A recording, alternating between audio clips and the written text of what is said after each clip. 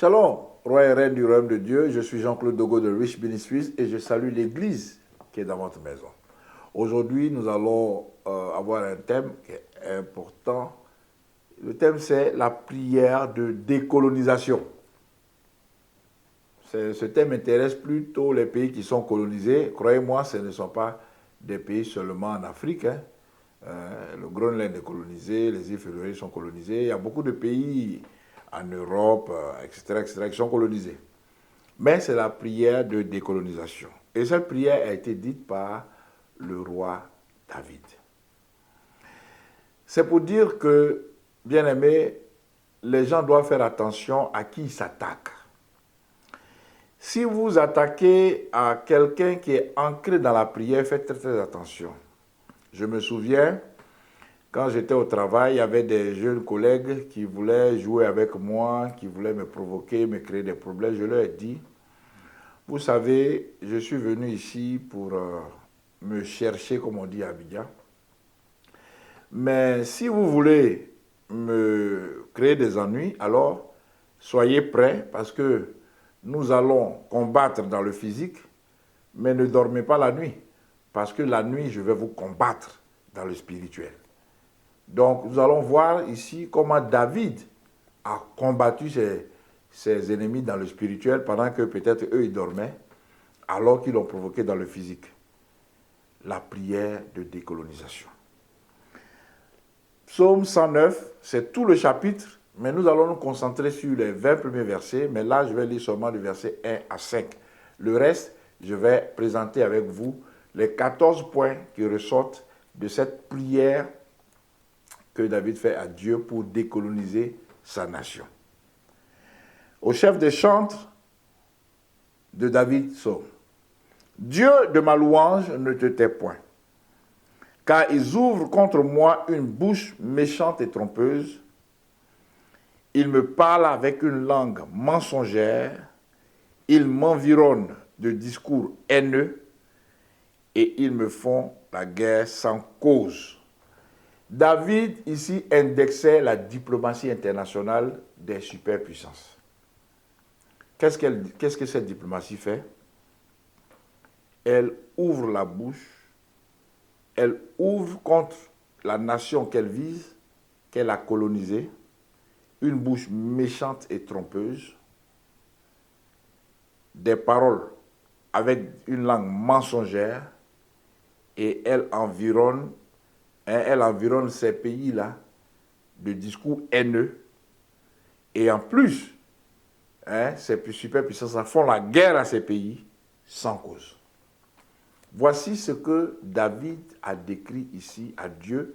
Pour cela, il appelle le Dieu de sa louange au secours en disant « Ne te tais pas parce que la diplomatie parle contre moi et la diplomatie ment contre moi. »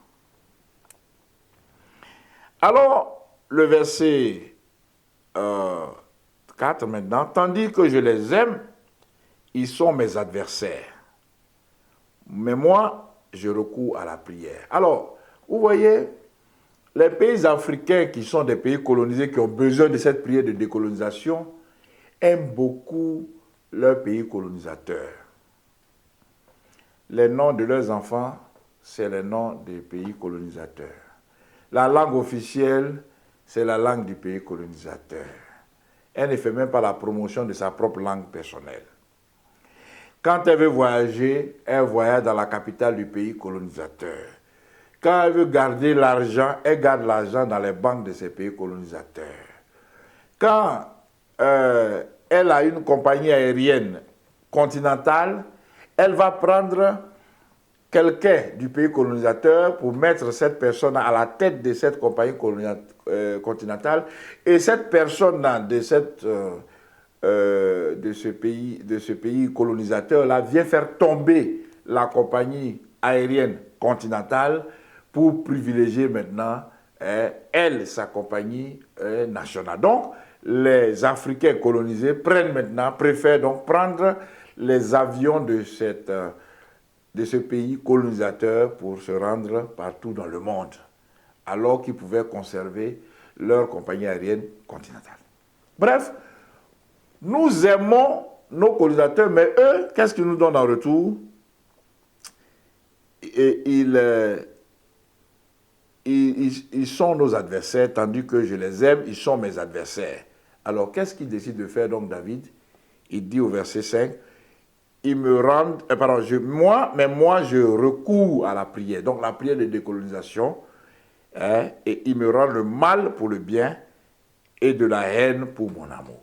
Voici ce qui se passe avec les superpuissances. Il ne faut pas vouloir leur faire plaisir, il faut se dégager, il faut couper le cordon ombilical avec eux, il faut être libre, il faut être décolonisé. Bien aimé, nous n'allons pas lire tout le chapitre, nous n'allons même pas lire les 20 versets, mais nous allons, quand vous allez lire vous-même à la maison, vous allez voir, verset par verset, les thèmes que David a développés dans cette prière de décolonisation et qui sont les clés pour la libération de nos pays. Le premier, David demande la mise sous tutelle de ces superpuissances qui nous colonisent. Donc, qu'elles perdent leur souveraineté. Et ensuite, que ces personnes-là soient envoyées à la Cour pénale internationale, hein, qui est la justice des vainqueurs, hein, de la guerre. Quand ils gagnent, ils envoient les vaincus là-bas. Mais que cette fois-ci, ce pays-là se réveille pour qu'elle envoie les meurtriers des puissances colonisatrices qu'on les juge à leur tour. David, dans cette prière, demande que la sentence, la condamnation soit rédigée d'avance, avant même que le procès n'ait débuté. Parce que c'est ce même scénario-là que ces puissances colonisatrices font pour les pays colonisés.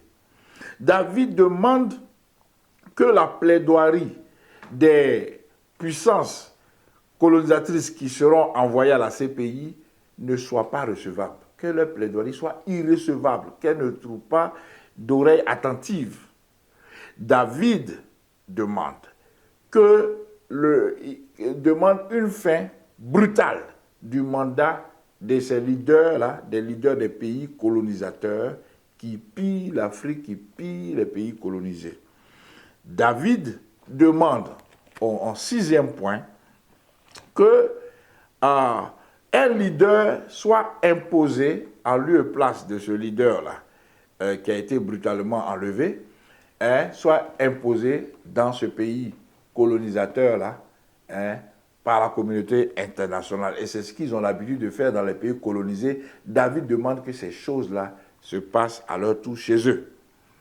Dans la prière de décolonisation, au 7e point, David demande que ces leaders qui ont été enlevés et qui sont en jugement soient condamnés à mort, qu'ils soient purement et simplement éliminés.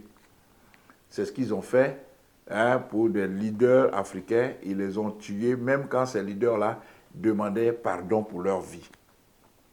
David demande, en 8e point, le gel des avoirs des parents et des enfants de ces leaders-là, ainsi que de ceux de leurs proches. Ça vous semble familier. Ça vous semble familier. Ils ont fait ça à la famille Assad, ils ont fait ça à tous les leaders dans le monde. Ils ont fait des choses, des dégâts. C'est ce que David demande pour eux, pour que son pays soit libéré, décolonisé. David demande que ces gens-là soient forcés à l'exil après que leur maison, leur résidence soient bombardées. Donc, suivez mon regard, c'est ce qu'ils font dans les pays colonisés. Ils bombardent les résidences, ils forcent les gens à l'exil. David demande qu'ils soient dépossédés de leurs biens, qu'on dise que leurs biens sont mal acquis. Et c'est ce qu'ils font aux pays africains. Ils dépossèdent les gens qui ont leurs biens et disent que c'est des biens mal acquis. David demande en 11e point dans sa prière à Dieu qu'une campagne de dénigrement et une censure des médias et des patrons des réseaux sociaux soit faite contre ces leaders des pays développés qui seront déchus. C'est ce qu'ils font pour salir l'image des chefs d'État qu'ils veulent tuer. David demande en 12e point à Dieu des sanctions ciblées. Hein, c'est ce qu'ils font. Des interdictions de voyage, la perte de nationalité, des emprisonnements de masse de ces leaders-là. David demande en 13e point la modification de la Constitution ciblée. Bien aimé, j'ai ici une copie de la Constitution du Danemark. C'est une copie qu'on vous donne gratuitement quand vous écrivez à l'Assemblée nationale, vous téléphonez à l'Assemblée nationale, vous donnez votre adresse, on vous donne la Constitution. Hein? Mais celle-là, elle n'est pas modifiée comme ça. Elle n'est pas modifiée chaque jour au gré du dictateur. Mais ce que je veux dire ici, David demande qu'on modifie la Constitution pour ne pas que ces gens-là, leur famille, se représentent, soient considérés encore dans le pays. Et dernièrement, 14e point, la malédiction du leader inique et de sa famille et non du peuple. Donc, la prière de décolonisation, bien aimé, ne concerne pas le pays, la population du pays colonisateur, non.